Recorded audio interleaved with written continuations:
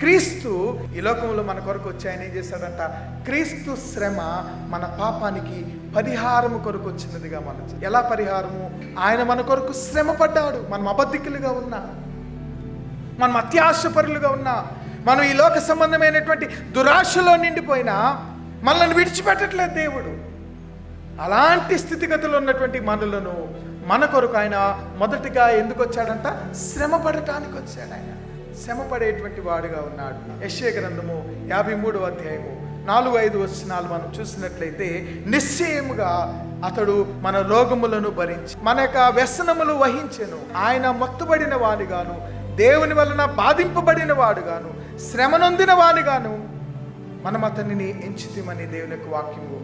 మన అతిక్రమములను బట్టి ఆయన పొందినటువంటి శ్రమలను యెషయా మనకు ఎంత స్పష్టంగా అతడు గాయపరచబడెను, మన దోషములను బట్టి నలుగుగొట్టబడెను, మనకు సమాధానార్థమైన శిక్షను అతని మీద పడెను, అతడు పొందిన దెబ్బల చేత మనకేం కలిగిందంట?